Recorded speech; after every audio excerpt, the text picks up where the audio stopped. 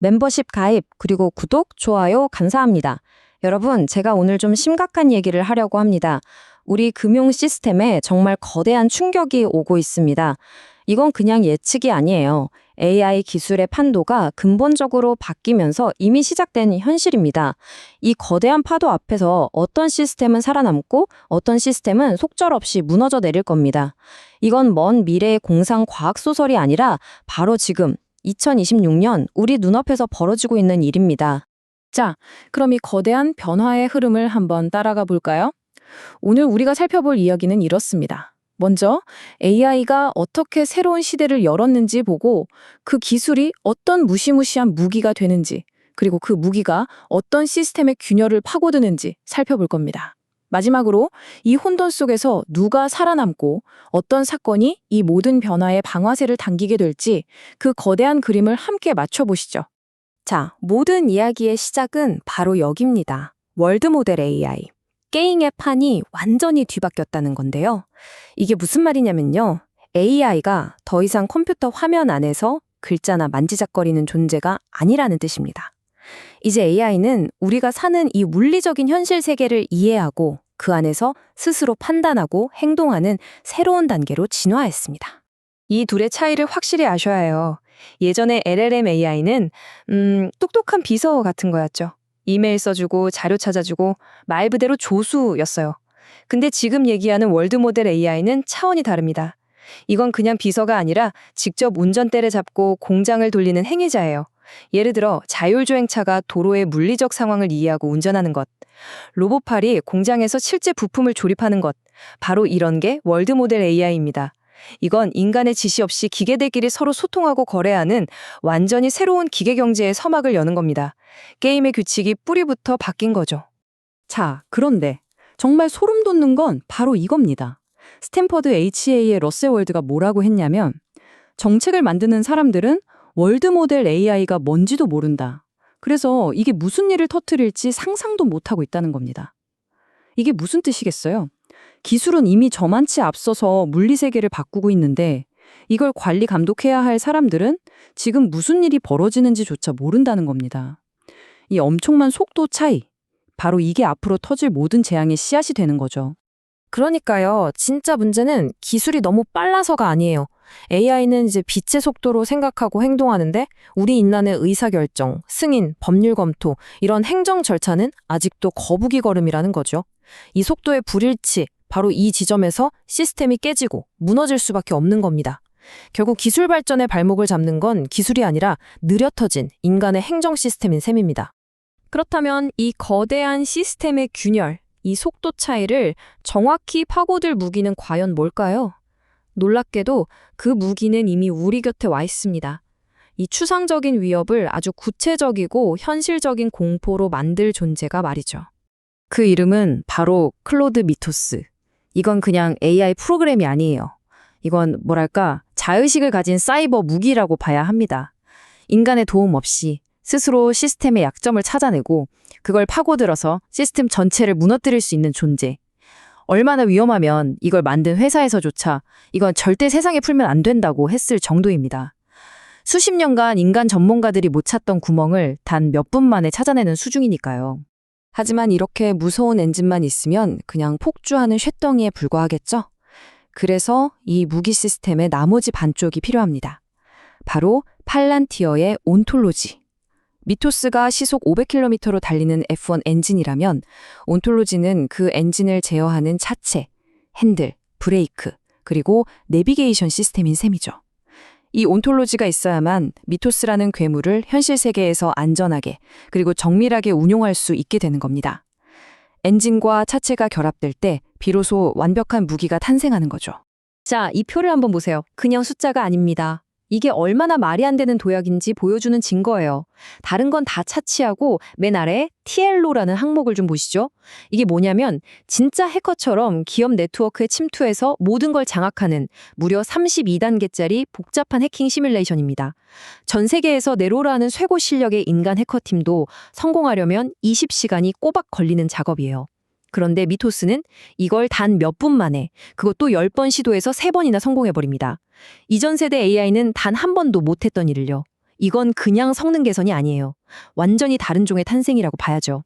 그럼 이 미토스와 온톨로지가 합쳐지면 어떤 일이 벌어질까요?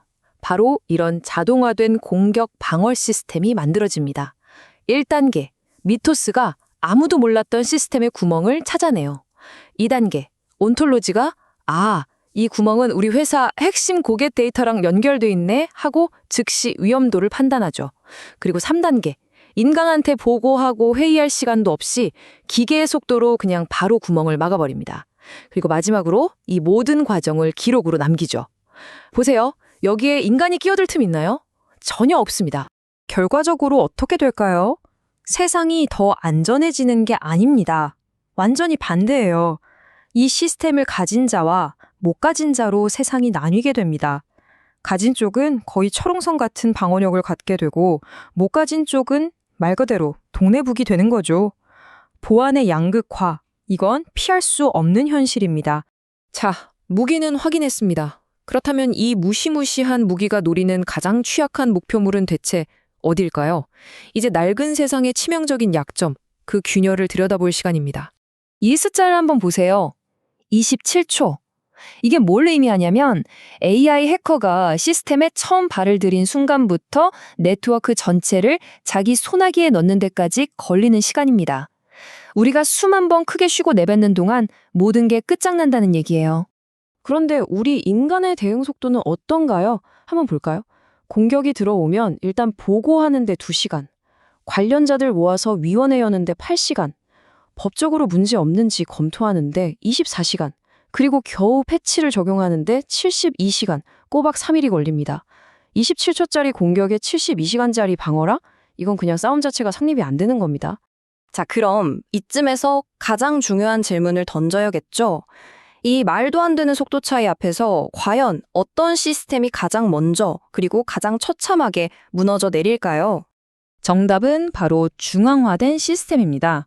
모든 결정이 위에서 아래로 내려오고 모든 데이터가 한 곳에 집중되어 있고 중요한 일을 하려면 반드시 사람의 도장을 받아야 하는 그런 낡은 시스템들이죠. 그리고 이 모든 위험 요소를 가장 완벽하게 아주 이상적으로 하나로 뭉쳐놓은 것이 있습니다. 바로 국가가 통제하는 중앙은행 디지털 화폐, 즉 CBDC입니다. 이건 해커들 입장에서 보면 여기 모든 보물이 있고 문은 하나밖에 없으니 여기만 뚫으세요 라고 광고하는 것과 똑같습니다. 하지만 모두가 이렇게 당하고만 있지는 않을 겁니다. 이 새로운 전쟁터에서 살아남고 오히려 이 환경을 지배하기 위해 설계된 완전히 새로운 금융 시스템이 지금 이 순간에도 만들어지고 있습니다. 그리고 이 흐름의 선두에 서 있는 건 바로 미국입니다. 자, 왼쪽에 CBDC와 오른쪽에 미국식 온체인 금융을 비교해 보시죠. 한쪽은 국가가 모든 걸 통제하는 불투명한 단일 시스템이고 다른 한쪽은 규제 안에서 투명하게 움직이는 분산된 네트워크입니다. 여기서 오해하면 안 되는 게 미국이 하려는 건 그냥 비트코인 같은 암호화폐 세상이 아니에요.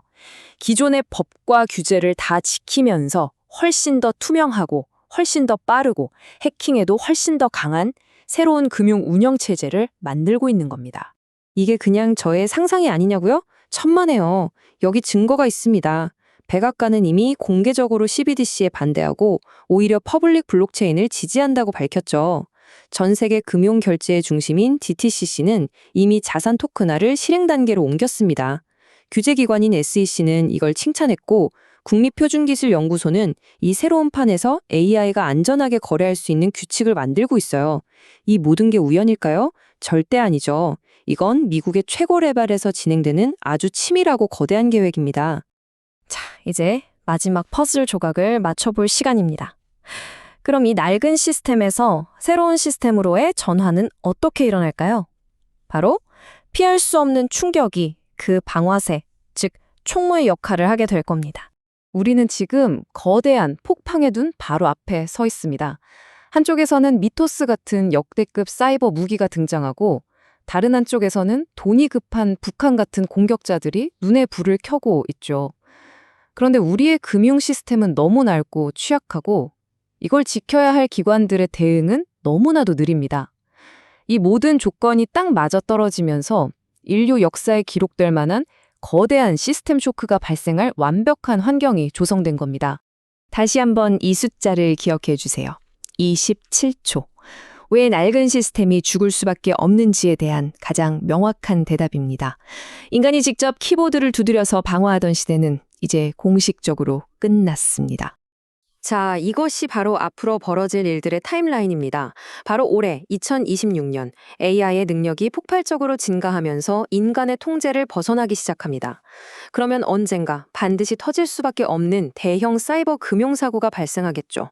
레거시 시스템의 취약성이 전 세계에 까발려지는 순간입니다. 그 여파로 거대한 중앙화 금융기관 하나가 무너지거나 네트워크가 마비될 겁니다. 그리고 그 충격 이후 2027년부터는 살아남기 위한 필사적인 자금의 대이동, 즉 훨씬 안전하고 회복 탄력성이 높은 미국 주도의 온체인 시스템으로의 그레이트 마이그레이션이 시작될 겁니다. 결론적으로 우리가 앞으로 목격할 충격은 모든 것의 끝이 아닙니다. 오히려 새로운 시대의 진정한 시작이죠. 이건 마치 낡고 위험한 건물을 철거하고 그 자리에 더 튼튼하고 새로운 빌딩을 짓는 것과 같습니다. 다가오는 위기는 3차 산업혁명의 낡은 유물들을 청소하고 4차 산업혁명 시대에 걸맞은 새로운 금융 시스템이 그 자리를 차지하도록 만드는 피할 수 없고 어쩌면 반드시 필요한 과정일지도 모릅니다. 충격은 끝이 아니라 새로운 시작의 신호탄인 셈입니다.